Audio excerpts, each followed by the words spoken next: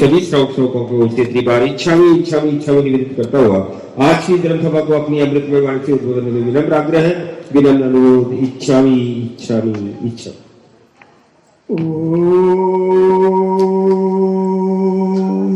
नमः सिद्धेभ्यः।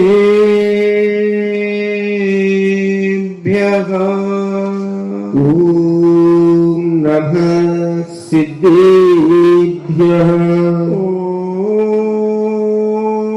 ओम नमः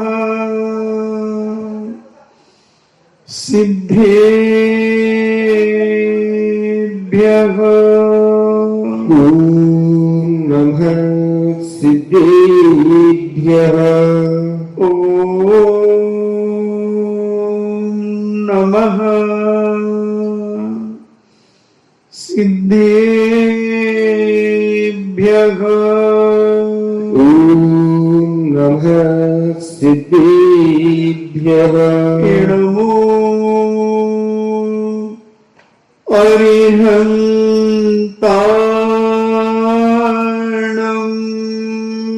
नमो अरिहन्ताणम्। नमो सिद्धाणम्। नमो सिद्धाणम्। नमो आयर्याणम्।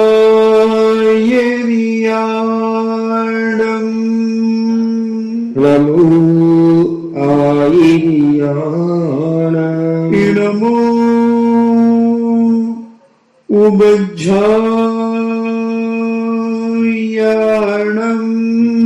नमो उवज्झायाणम्। नमो लोए सब्बसाभूणम्।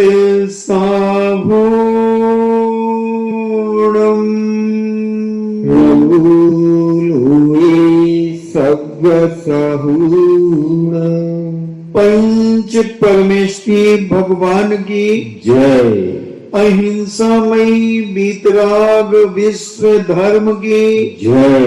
देवादिदेव 1008 श्री आदिनाथ भगवान की जय।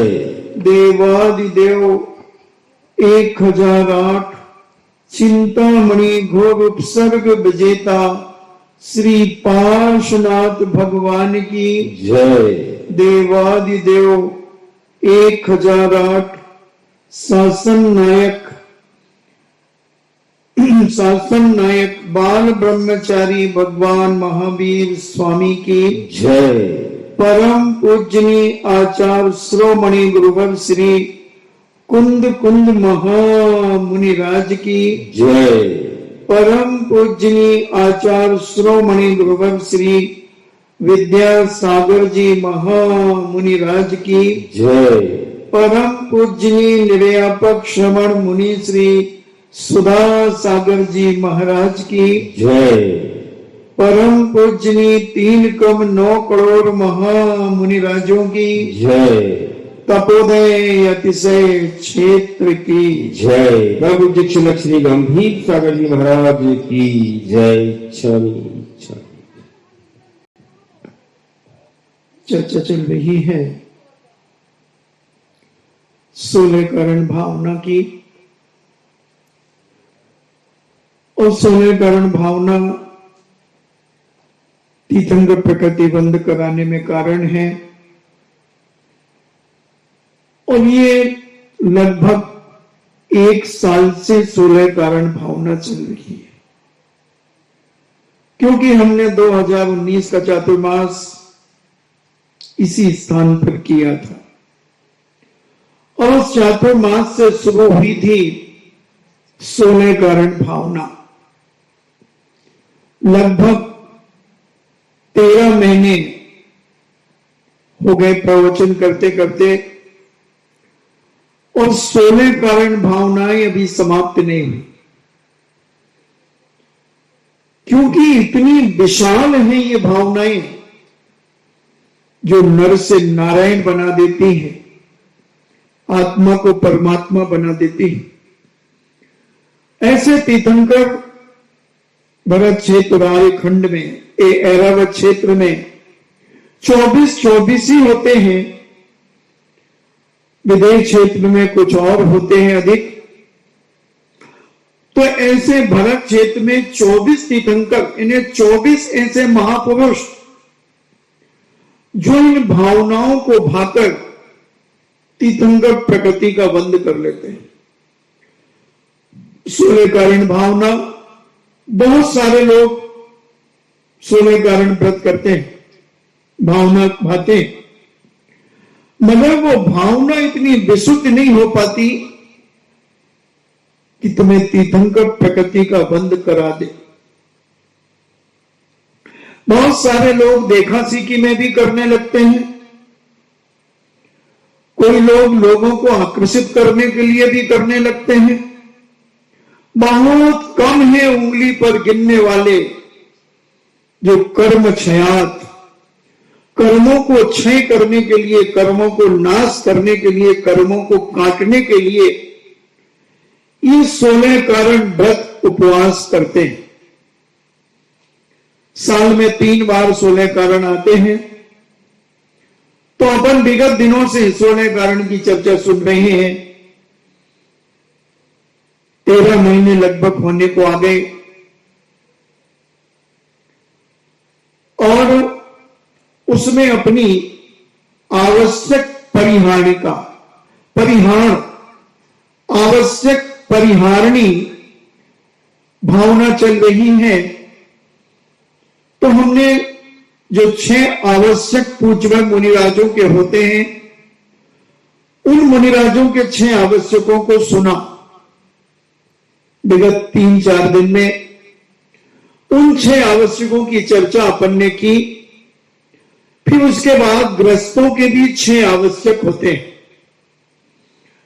देव पूजा, गृह उपास्ति, स्वाध्याय, संयम, तपः, दानम चेति गृहस्थानाम षट कर्माणि दिने दिने। ये 6 कर्म जो हैं, 6 आवश्यक गृहस्थों के भी। तो अपन ने इसमें देव पूजा, गृह उपास्ति और स्वाध्याय की चर्चा 2-3 दिन में सुनी। अब आता है देव पूजा, गृह उपास्ति, स्वाध्याय, संयम। अब संयम की बात आती है। गृहस्थ संयम क्या धारण करे, कैसे धारण करे गृहस्थ संयम? तो गृहस्थी में फंसा है, तेल लौन लकड़ी में उसका जीवन जा रहा है। फिर भी हमारे जैनाचार्यों ने जब ये संयम रखा है तो उन्होंने कोई ना कोई रास्ता निकाला हो। इसलिए संयम के बहुत सारे भेद हो गए। संयम, संयमा संयम और असंयम। पहले गुणस्थान से लेकर चौथे गुणस्थान तक के असंयमी, उन्हें असंयमी कह दिया। 5वें गुणस्थान को संयमा संयम कह दिया। 2 प्रतिमा से 11 प्रतिमा तक 5वां गुणस्थान हो जाता है। तो वहां संयमा संयम, संयम भी है और असंयम भी है। आरिकाओं का भी 5वां गुणस्थान होता है, जिसे हम देश संयम कहें या संयमा संयम कहें। और मुनिराज का संयम होता है। अब इधर गृहस्थों के 6 आवश्यक की बात कर रहे हैं पूज्यवर। तो संयम, गृहस्थ में रहकर के भी हम संयम का पालन कर सकते हैं। जो सम्यक दृष्टि ग्रस्त हैं, सम्यक दृष्टि श्रावक हैं, वो सुदार संतोष व्रत, यानी अपनी धर्म पत्नी में संतुष्ट रहना, अपने पति में संतुष्ट रहना, ये संयम। इंद्रिय संयम और प्राणी संयम। इंद्रिय संयम, जो 5 इंद्रियां होती हैं, स्पर्शन, रसना, घ्राण, चक्षु, और कर्ण, इन पर संयम करना, यानी इन पर लगाम लगाना। संयम का मतलब है लगाम लगाना। जैसे घोड़े के लिए लगाम लगाई जाती है, ऐसे अपने स्पर्शन इंद्री पर लगाम लगाओ। स्पर्शन इंद्री पर, स्पर्शन इंद्री 8 प्रकार की होती है। हल्का भारी, रूखा चिकना,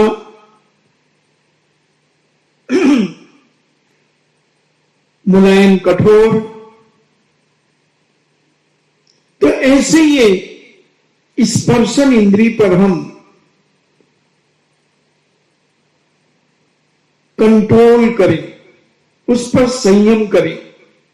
हम रोड पर चलते हैं और नंगे पैर चल रहे हैं, पत्थर चुभ रहे हैं, कांटा चुभ रहा है, तो उस पर राग द्वेष ना करें, वो एक संयम है। ठीक है, हम चल रहे हैं, देख करके चले, कांच न लग जाए, कोई जीव न मर जाए। सबसे पहले देखें हमारे जीव न मरे हमारे पैरों के द्वारा। हमारे उठने बैठने चलने फिरने से कोई जीव न मरे। और इंद्रिय संयम, तो जो स्पर्शन इंद्रिय का संयम, कहीं बैठ गए,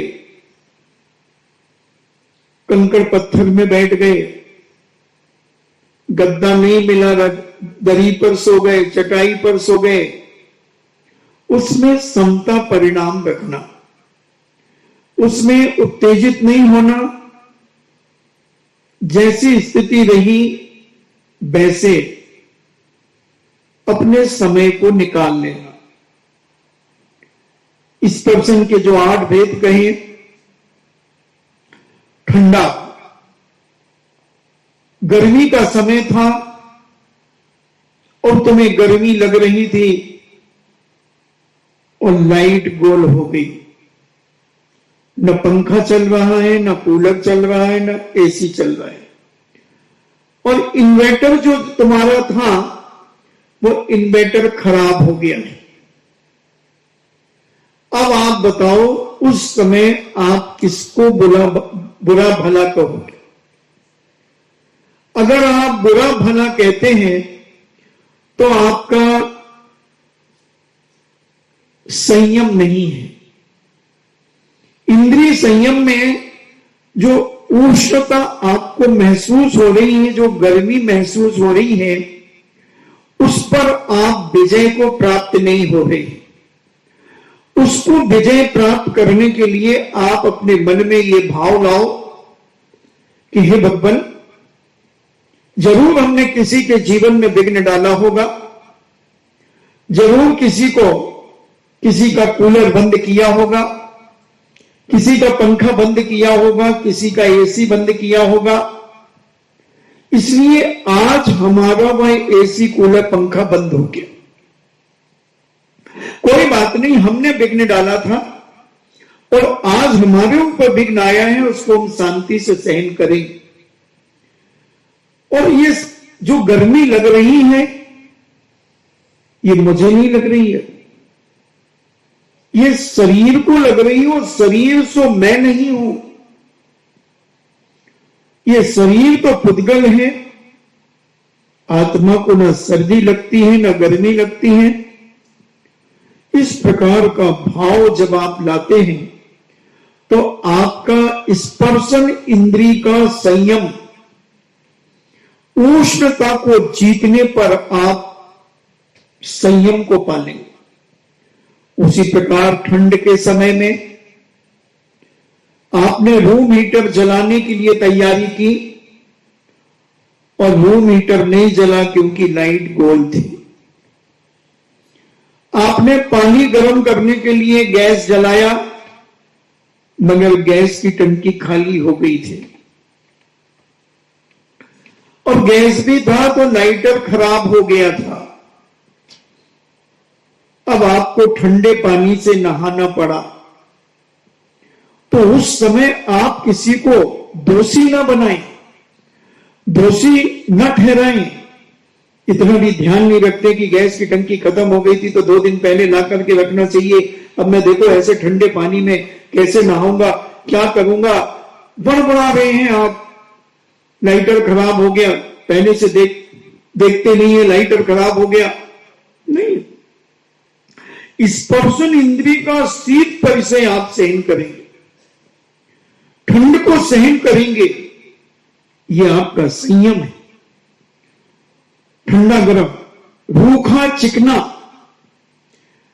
घी खत्म हो गया, बिना घी की रोटी, रूखी रोटी, लूखी, लूखी कहीं बोले लूखी, हाँ, रूखी के लूखी, लूखी, हाँ, लूखी रोटी, लूखी, घी को नहीं, न दाल में घी, न सब्जी में घी, कुछ भी नहीं है ऐसा रूखा, कैसे खाएं? अब वही आपको बता रहे हैं हम कि तुम कैसा मन करते और हम कैसा मन करते हैं। दोनों में अंतर, इंद्रिय संयम की बात चल रही है, स्पर्शन इंद्रिय की बात। शरीर भूखा, अभी तो इधर आए अपन, शरीर भूखा हो गया, ठंड में शरीर फटने लगा, चिकनाहट शरीर की खत्म हो गई। जब बोरो प्लस ले आना 2-3, ओंठ फट रहे, रूख सूख गए, हमारे ओंठ रूखे हो गए। वो नारियल का तेल भी थोड़ा सफेद सफेद हो जाता है उसको लगाने से, तो तिल्ली का तेल ले आना, वो गर्म भी होता है और चिकना भी होता है। तो तिल्ली का तेल लगाया, हाँ अब अच्छा चिकना हो गया। तो ये राग देश नहीं करना। तो स्पर्शन यानी ठंडा गरम, रूखा चिकना, हल्का भारी। ठंड में थोड़ी भारी साड़ी निकालते हैं, हल्की साड़ी तो पैक कर दे, गर्मी में हल्की साड़ी निकालते हैं। और गर्मी, वो तो तुम्हारे हिसाब से बता रहा हूं मैं, इधर साधु का इंद्रिय संयम और प्राणी संयम अलग है। अब इधर ग्रस्तों का संयम की बात चल रही है। तो मोटी शॉल, गरम शॉल, स्वेटर, कोट, काइडियन, क्या काइडियन क्या कहते हैं, मैं तो समझता ही नहीं हूं। तो ये पहन करके निकलते हैं, शॉल ओढ़ करके निकलते हैं, सी लागे। तो ये स्पर्शन इंद्रिय का संयम में बाधा। ये मैंने देखा जब 2007 में हम बांसवाड़ा में चातुर्मास करने गए, तो हमने वहां ठंड में भी देखा पूरा बांसवाड़ा, नौगामा, बागीदौरा, खानू कॉलोनी, जो बांसवाड़ा का एरिया था, हम ठंड में वहां घूमे। हमने देखा वहां की माताएं, बहनें, भाई, कोई भी व्यक्ति मंदिर में गर्म कपड़े पहन करके नहीं आता। कोई महिलाएं गर्म कपड़े पहन करके नहीं आती, कोई शॉल ओढ़ करके नहीं आता, खादी का शॉल भी ओढ़ करके नहीं आता। और मंदिर में पूजन पाठ करके घर जाकर के कपड़े पहनेंगे। केवल जो स्कूल के बच्चे मंदिर आते हैं, उनके स्कूल की ड्रेस में स्वेटर है, तो उन्हें पहनना पड़ती है बच्चों को। बाकी जो बच्चे स्कूल नहीं जा रहे हैं, वो मंदिर आ रहे हैं, वो भी मात्र एक शर्ट पहन करके। ज्यादा कोई हुआ तो इनर पहन लेगा, बाकी कुछ भी नहीं, कोई शॉल नहीं, कितनी भी ठंड पड़े। अगर उनके मन में आ जाए कि हम त्याग, मंदिर में त्याग करके जाएंगे, तो महान पुण्य का संचय उनके जीवन में होगा। अगर मैंने देखा सब जगह, चाहे वो नरसिंहपुरा समाज हो, चाहे वो हुमड़ समाज हो, कोई भी माताएं, बहनें, बहू, बेटियां सब, चाहे जवान हो, चाहे बूढ़ी हो, चाहे कोई भी हो, कोई भी गर्म कपड़े पहन करके ठंड में नहीं आते। बहुत अच्छे संस्कार हुए उनके जीवन के ये, और अगर इसे धर्म मान करके त्याग करते हैं तो ये पुण्य का बंद उनके खाते में जबरदस्त होता है, जबरदस्त होता है। ऐसा पुण्य का संचय हम सभी लोगों को करना चाहिए और अपनी स्पर्शन इंद्री को, शीत को जीतना चाहिए। उसी प्रकार गर्मी को जीतना चाहिए। स्पर्शन के जो 8 भेद हैं, और दूसरा रूखा और चिकना, हल्का भारी, और कठोर और मुलायम, ऐसे ये 8 भेद हैं। तो जैसा मिल जाए, रूखी रोटी मिल जाए, कड़क रोटी, हमारा खाकरा तो हम खाते हैं, कड़क तो खा लेते हैं, नहीं, बिना खाकरे की रोटी कड़ी मिल जाए, नहीं महाराज उसमें पे घी लगना चाहिए, वो अलग से स्पेशल बनाई जाती है, वो घी डाल करके कड़क बनाते हैं उसे, नहीं, हवा में जो कड़ी हो जाए उसको बड़े शांति से खा लो। तो ये स्पर्शन इंद्री बिजी हो जाओगे, स्पर्शन इंद्री का संयम तुम्हारे जीवन में आ जाएगा। थोड़ा विचार तो करो, ठंडी सब्जी हो जाए तो भी अच्छी प्रसन्नता के साथ रोटी खा लो उसके साथ, और गर्म हो मिल जाए तो उसमें आनंद मत बनाओ, शांति से कर लो। तो स्पर्शन इंद्री का विजय, स्पर्शन इंद्री का संयम अपने जीवन में शुरू होने लगेगा। तो 8 स्पर्श जो कहे, उन 8 स्पर्शों में राग द्वेष नहीं करना और समता के साथ उसे ग्रहण करना, ये स्पर्शन इंद्री का संयम, स्पर्शन इंद्री का संयम। फिर रसना इंद्री का संयम। तो रसना 5 प्रकार की होती है, खट्टा, मीठा, चरपरा और कड़वा और कसायला। अगर कभी चटनी, पुदीना की चटनी की जगह अगर नीम की चटनी भी तुम्हें दे दी जाए तो बड़ी प्रसन्नता के साथ खा लेना चाहिए, प्रसन्नता के साथ खा लेना चाहिए। क्यों? नुकसान तो करती नहीं। गांधी जी प्रतिदिन 1 कटोरी नीम की चटनी खाते थे। तो आप भी अपनी रसना इंद्री पर संयम बनाने के लिए, कड़वा, और आपकी रसना इंद्री में कड़वा है, आप करेला तो खाते हैं, तो फिर नीम खाने में क्या तकलीफ है?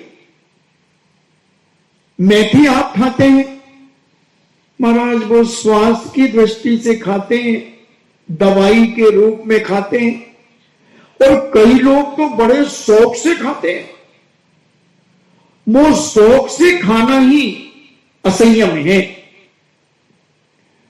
और शांति से खाना, उसमें राग द्वेष नहीं करना कि ये खट्टा है, ये बहुत टेस्टी खट्टा तो है, बहुत अच्छा लग रहा है, नहीं, असंयम हो गया।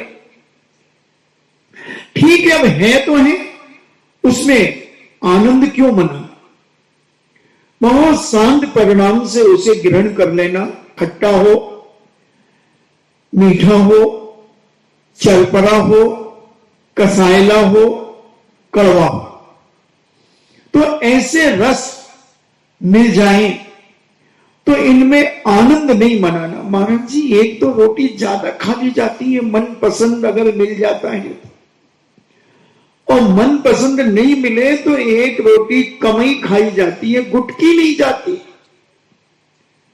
बस इसी को जीतने के लिए कह रहे हैं कि इन पर संयम रखो, संयम रखो। हमारे आचार्य श्री को देखो, नमक नहीं लेते, मीठा नहीं लेते,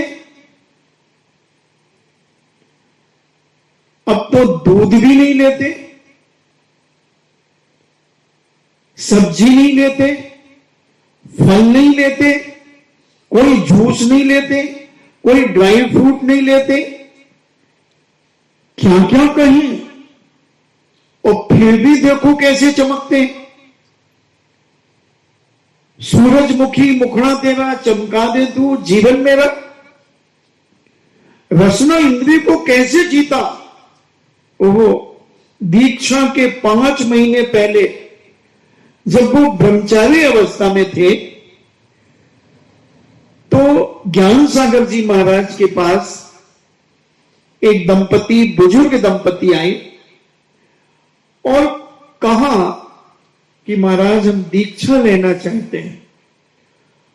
तो पूज्यवर कहते हैं आचार्य ज्ञान सागर जी महाराज कि भैया दीक्षा लेने के पहले अपनी रसना इंद्री को बस में तो करो।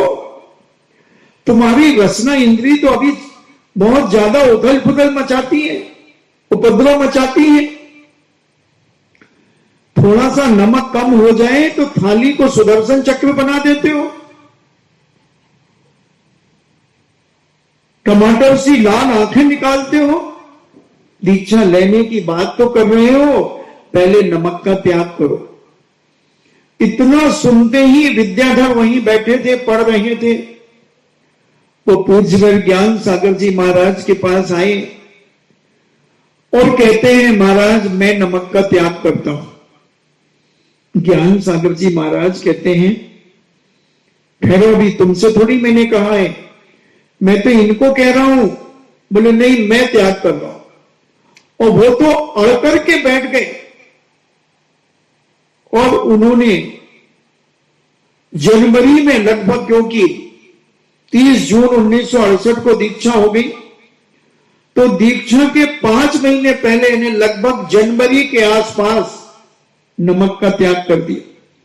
और ठंड में और बिना नमक का खा के देखो, नानी जिंदा हो जाए, नानी जिंदा हो जाए। गर्मी में तो चलो बिना नमक का चल जाए, मगर ठंड में बिना नमक का और ब्रह्मचारी अवस्था में त्याग कर दिया। ऐसे रसना इंद्री पर संयम, रसना इंद्री पर संयम।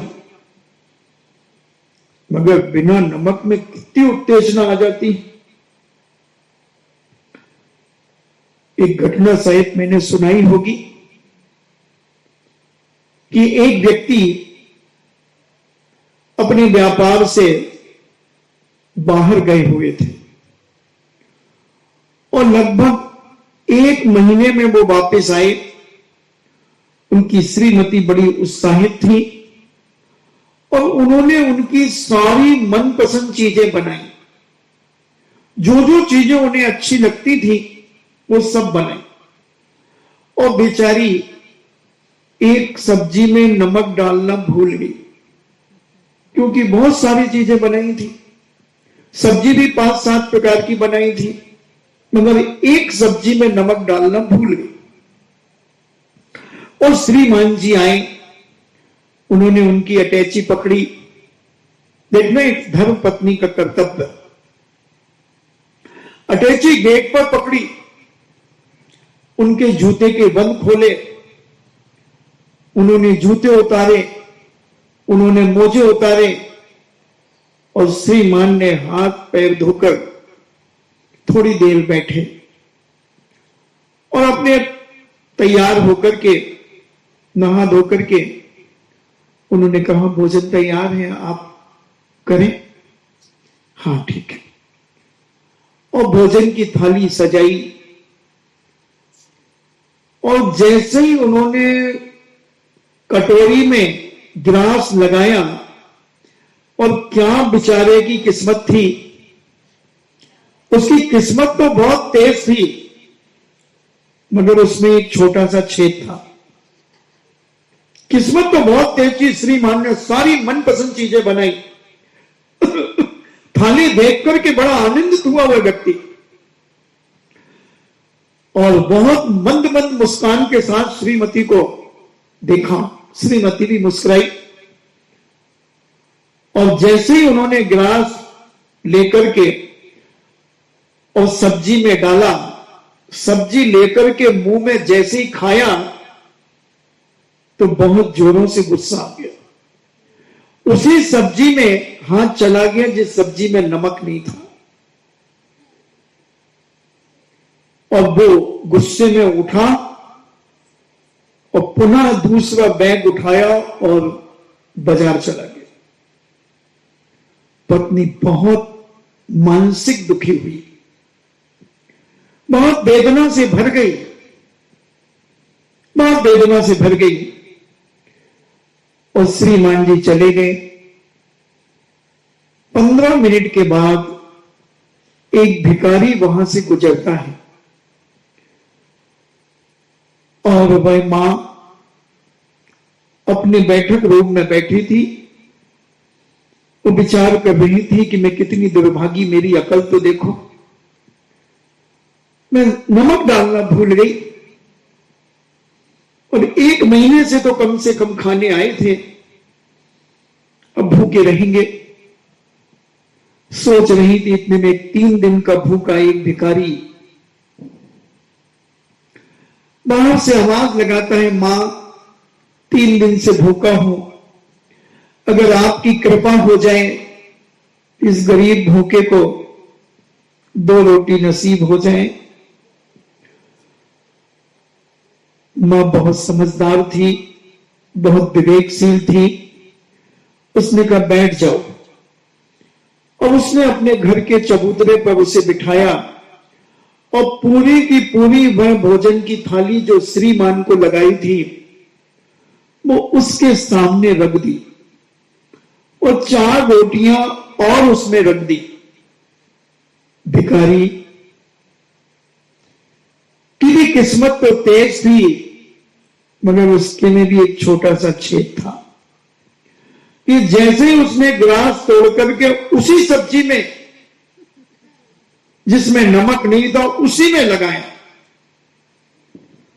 और जैसे ही खाया उसने कहा ओह शायद सेठानी नमक डालना भूल गई। तो उसने देखना विवेक, दूसरी सब्जी और वो सब्जी दोनों मिला ली, फिर तीसरी सब्जी और 2 कटोरियों को मिला लिया और फिर उसने भोजन किया। बहुत शांति से भोजन किया, बड़ी प्रसन्नता से भोजन किया और सेठानी के लिए 100 सौगातें दी। फलो फूलो, पूतो फलो दूधो नहाओ, पहले ऐसे आशीर्वाद देते थे लोग, पूतो फलो दूधो नहाओ, इन्हें दूध से नहाओ और खूब आशीर्वाद दिया। और वो विचार करती है काश अगर वो ऐसा कर लेते तो कम से कम भूखे तो नहीं जाते, भूखे तो नहीं जाते। ये रसना इंद्री की कितनी लोलुपता थी कि रसना इंद्री को नमक नहीं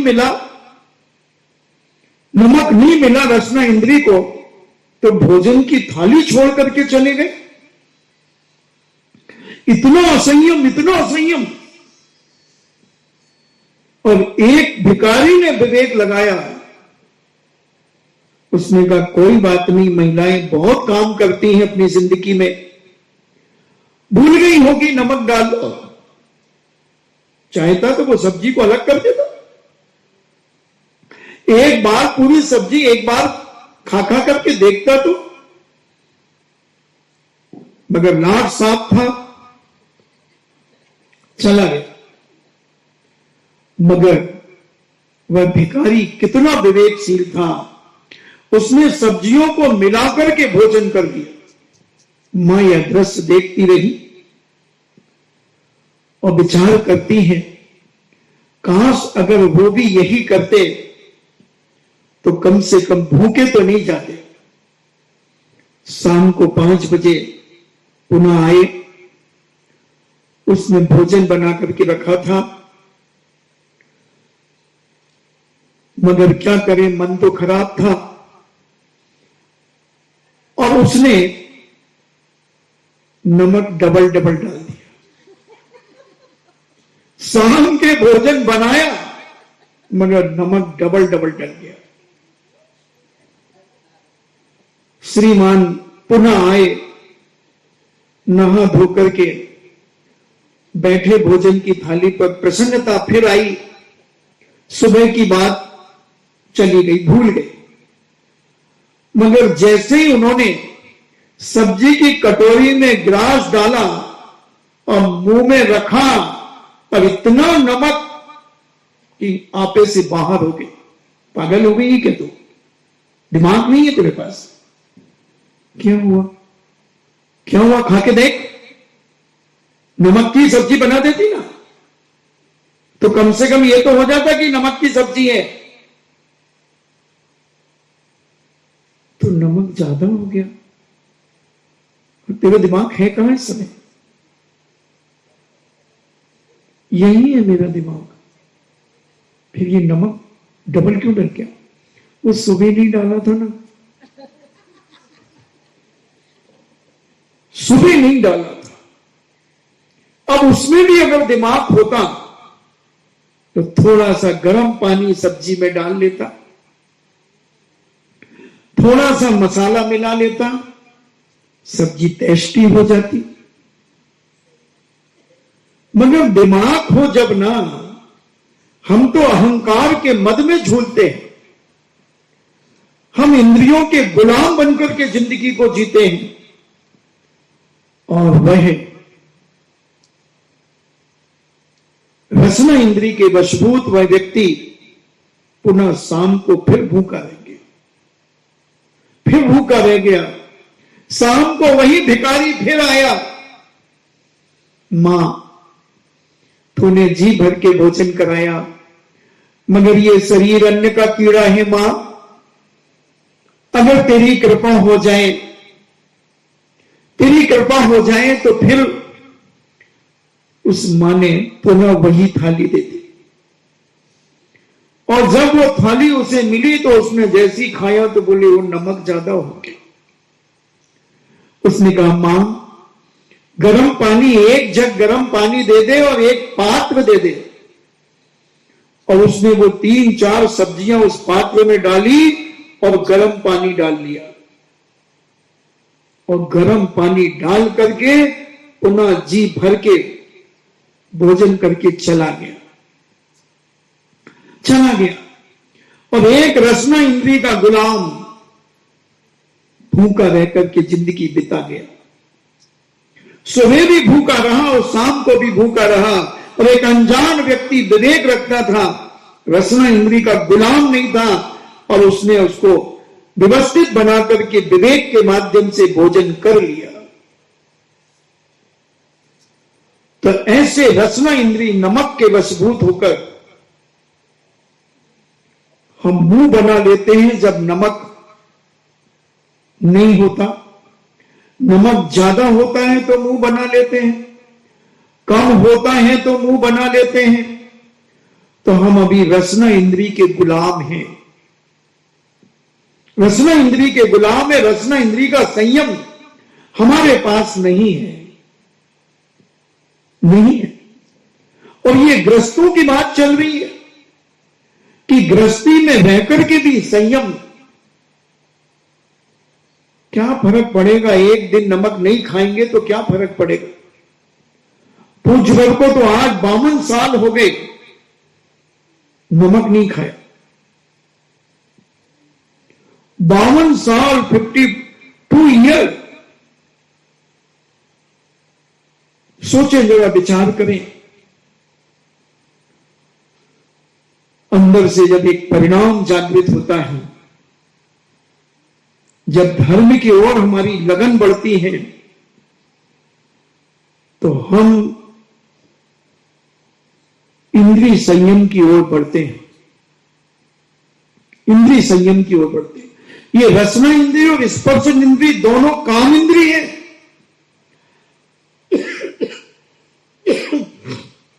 ये काम को बढ़ाने में कारण है।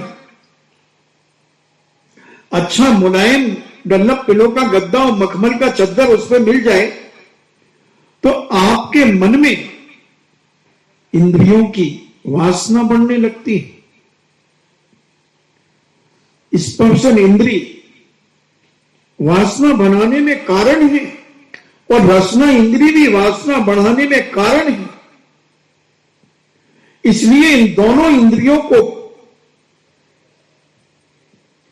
कामुक कहा, काम इंद्रिय कहा।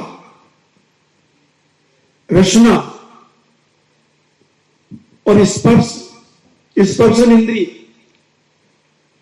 ये दोनों इंद्रियां बस में करना बहुत जरूरी है। और जिसने ये दोनों इंद्रियों को बस में कर लिया उसका संयम अपने आप पलना शुरू हो जाएगा, अपने आप पलना शुरू हो जाएगा। और हम इन दोनों इंद्रियों के गुलाम हैं। दोनों इंद्रियों की गुलामियत की जंजीरें हमें जकड़ करके रखी हैं और इतनी जकड़ करके रखी है कि हम उनसे छूटना ही नहीं चाहते। ऐसे जकड़े हो जैसे गब्बर सिंह को पैरों में भी जंजीरें थी, तो हाथों में भी जंजीरें थी, गले में भी जंजीरें थी, कमर में भी जंजीरें थी। ऐसे हम अपनी इस रसना इंद्रिय और स्पर्शन इंद्रिय के वशीभूत होकर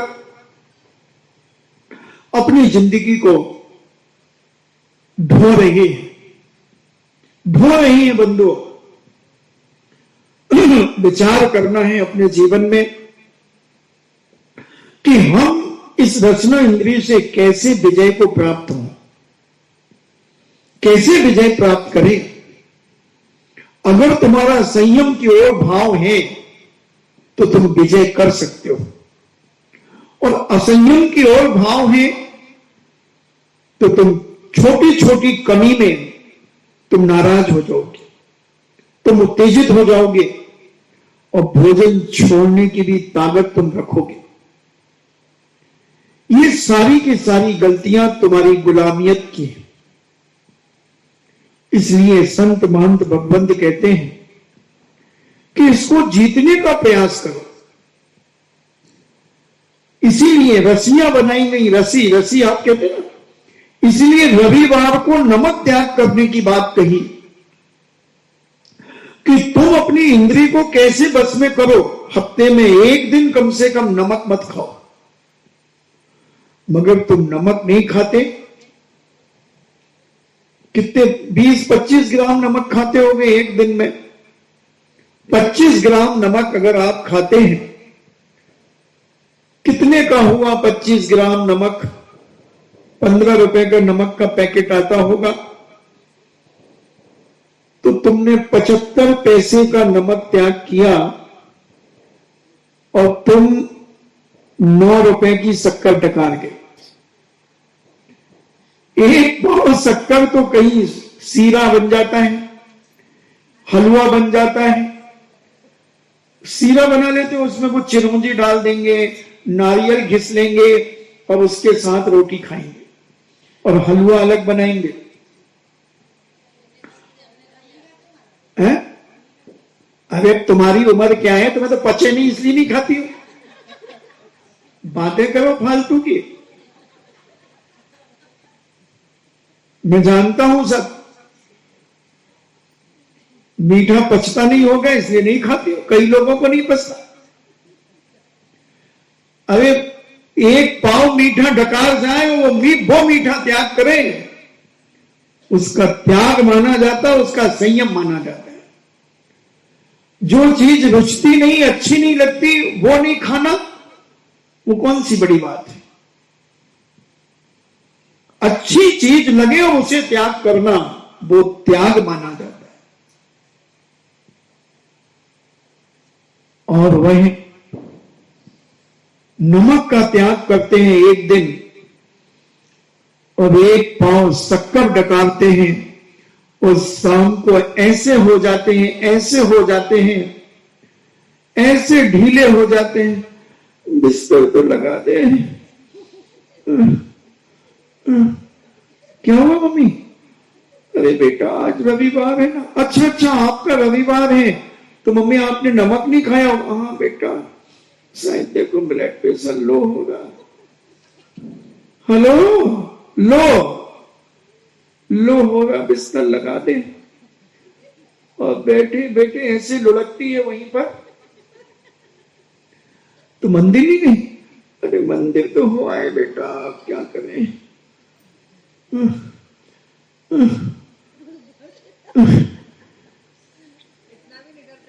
अरे तुम्हें क्या मालूम, तुमने अभी 24 लोगों का घर देखा है, हम 24 लाख लोगों का देखते हैं। सब प्रकार की होती हैं। एक्शन करने में तो मास्टर है हमारी ये माताएं। और जो अंतरंग से त्याग करते हैं, बड़ी विशुद्धि के साथ जो रवि व्रत करते हैं, उनको कोई फर्क नहीं पड़ता। नमक का त्याग करते हैं और मीठा भी बहुत कम मामूली लेते हैं और दिन भर अपने घर का काम करते हैं, क्योंकि उनका लक्ष्य है इंद्रिय संयम। रसना इंद्रिय का संयम उन्हें अपने जीवन में बनाना है। इसलिए वो ध्यान ही नहीं देते कि मेरा ब्लड प्रेशर लो होगा कि नहीं होगा। और एक दिन के नमक त्याग करने में थोड़ी लो हो जाता है। हमें तो 4 लोगों को दिखाना भी है ना मंदिर में। ढीले बन जाते हैं, हम खुद ढीले बनते हैं और ढीले बन करके हम लोगों से सहानुभूति लेते हैं। कहे भाई आज थोड़ा तबीयत तो ठीक है, आज रविवार है ना। आवाज देखना उसकी जैसे चौक हो गया हो गला। रविवार है ना आज, अच्छा हाँ तो हम नमक नहीं खाते। और डिंडोरा पीट दे, ढोल वाले को बुलवा ले, तू ही ने तो नमक त्याग किया है। क्या हम सभी की नहीं कह रहा हूं। और वो त्याग तो वो है कि किसी को कानों कान खबर भी ना हो कि तुम्हारा रस्सी चल रही है, तुमने नमक का त्याग किया। तुम्हारा उपवास है, पता ना चले किसी को। हम तो उपवास करने के पहले ही 8 दिन पहले से ढिंडोरा पीटना चालू कर देते हैं। ये त्याग नहीं है, ये धर्म नहीं है। धर्म तो वो है कि किसी को पता ना चले तुम्हारी चर्या क्रिया, और करते चले जाओ। और कोई कहे भी, कहा भाई अपन से ज्यादा देखो कितने लोग करते, अपन क्या करते हैं। ये अंदर से बोलना, भीतर से बोलना, उसका पुण्य मिलेगा। और बाहर से बोला पर अंदर से गुदगुदी छूट रही है कि वाह सबको मालूम हो गया, वाह मजा आ गया, चर्चा होगी पूरी मेरी गांव में। तो ये गुदगुदी तुम्हें गुदगुदा बना देगी। तो त्याग कहा नहीं जाता, त्याग किया जाता है, बताया नहीं जाता, बताया नहीं जाता। अपनी व्यथा कभी किसी को मत सुनाओ। क्या करेगा, तुम सामने किसी को सुनाओगे, किसी के सामने तुम हम ऐसा करोगे तो वो तुम्हें क्या देगा? इतना ही कहेगा वही न करती, नमक खा लेती वही थोड़ा सा, अब देखो कितनी तकलीफ हो रही है। और तुमसे इतना कह करके उधर पलट गई, दूसरी सहेली मिल गई, उससे बातें करने लगी, तुम भाड़ में जाओ, खत्म, कोई मतलब ही नहीं। और कई लोगों की आदत होती है कि अपनी तकलीफें ढिंडोरा पीटेंगे। और मेरा तो सिद्धांत है कि अपनी तकलीफ कभी किसी को मत बताओ। अगर जब सहन से बाहर हो जाए, हाँ किसी योग्य को बताओ जो कुछ कर सके, जो उसका कोई हल निकाल सके, उसे बताओ। सबको बताने से तुम सोचते हो कि हमारी वाहवा होगी, कुछ नहीं होती वाहवा। 2 मिनट चर्चा करके कौन याद करता, भूल जाता आदमी, हो गया तुम्हारा। तो रसना इंद्रिय की बात चल रही है, नमक का त्याग। और ज्यादा वो कम हो जाए तो उसमें समता संयम धारण करो, उत्तेजना ना करो, शांति से भोजन को ग्रहण करो। खट्टा नींबू नहीं मिले, अचार नहीं बना, इमली नहीं गलाई, और काय के बनते अचार, आम नहीं मिले, अब तुमने हंगामा मचा दिया, अचार नहीं बनाया तुम। अभी तो आज नींबू वाला आया नहीं, सब्जी वाला आज आया नहीं, तो बाजार से ले आते, और तुमने भोजन की थाली फेंक दी। नींबू का रस नहीं मिला तुम्हें, खटाई नहीं मिली, तुम उत्तेजित हो गए, तुम्हारा रसना इंद्रिय का संयम खत्म हो गया। आज कोई मीठा नहीं बनाया, मीठा के बिना कैसे चलता है? ऐसी गर्मी पड़ रही है, इतना सब कुछ हो रहा, मीठा तो चाहिए। कोई बात नहीं, देखो आचार्य श्री 40-45 साल से मीठा नहीं खा रहे हैं। अरे वो उनकी छोड़ो, उनका उदाहरण मत दो मुझे, मीठा बनाना चाहिए। जा बेटा जा। क्या पापा? जा बेटा आधा किलो कलाकंद लेके आ जा। पापा किसके यहां से? अरे लबू का लिया, लबू का लिया आधा किलो। कुछ तो मीठा लिया।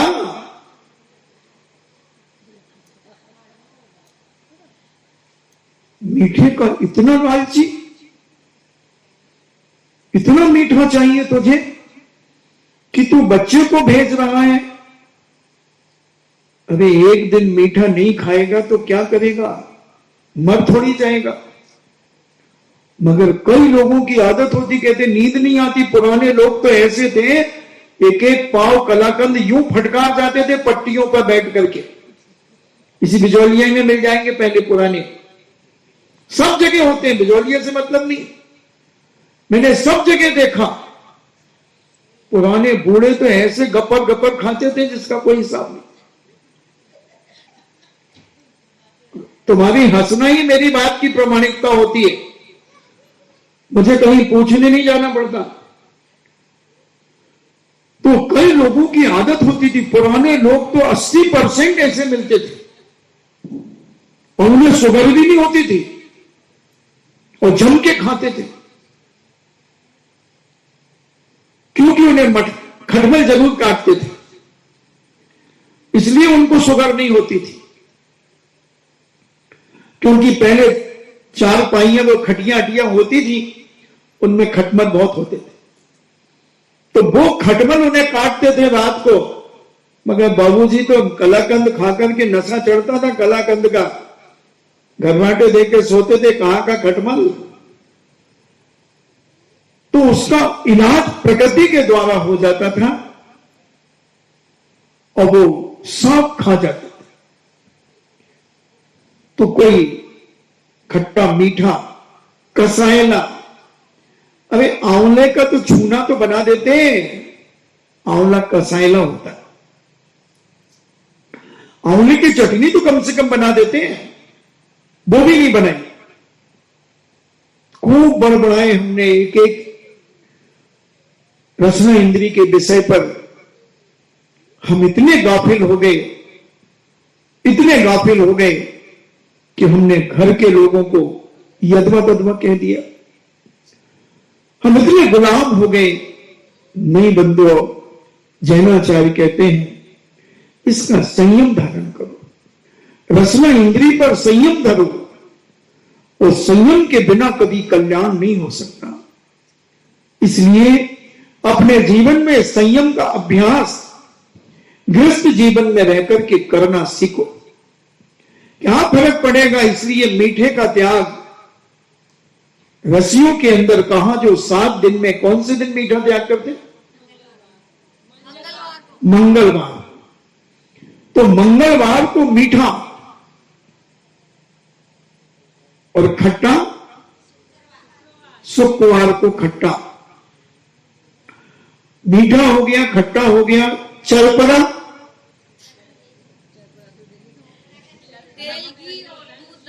अच्छा ये है क्या? तो रसना इंद्री के विषय तो यही है ना, खट्टा मीठा चरपरा कसायला। अच्छा वो रस्सी में आता है, कोई बात नहीं। तो कम से कम हम इनको जीते, इसलिए वो 7 दिन की 7 रस्सी बनाई गई कि तुम संयम कम से कम एक दिन तो संयम एक चीज का बना करके रखो। ये इंद्रिय संयम आपका समय हो रहा है। हम समझे अपने जीवन में कि हमारी जो एक एक इंद्रिय के वशभूत हम अपने जीवन का कहीं विनाश न कर ले, इसलिए जीवन का विकास करने के लिए अपनी रसना इंद्रिय को संभाले। और जिन्होंने रसना इंद्रिय को संभाला तो उसने, और स्पर्शन इंद्रिय को संभाला, उसका संयम की ओर नियम से मन बढ़ेगा। और मन जब बढ़ेगा तो हम संयम को ग्रहण करेंगे। इन्हीं मंगल भावना के साथ आज इतना ही। हम अपने जीवन में संयम को समझें, और इंद्रिय संयम की चर्चा अपन कर रहे हैं। तो ऐसा संयम रसना इंद्रिय के माध्यम से हम संयम को धारण करें। इन्हीं मंगल भावना के साथ जिनवाणी स्तुति। जिनवाणी के ज्ञान से सूझे लोकालोक, सो बाणी मस्तक धरो सदा देते हूँ धोख। हे जिनवाणी भारती तो है जपो दिन रैन, जो तेरो शरणागहे सो पावे सुख चैन।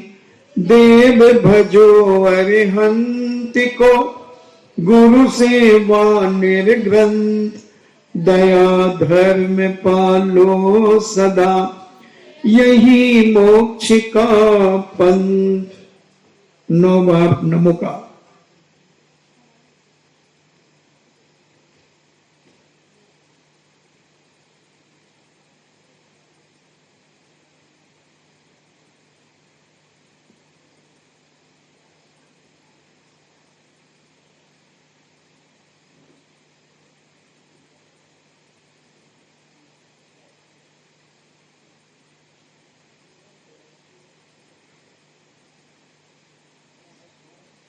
परम पूजनी द्वादशांग जिनवाणी माता की सुत देवता, सुत देवता, सुत देवता, जैनम जेतु शासनम, जैनम जेतु सागरम, जैनम जेतु शासनम, जैनम जेतु शासनम।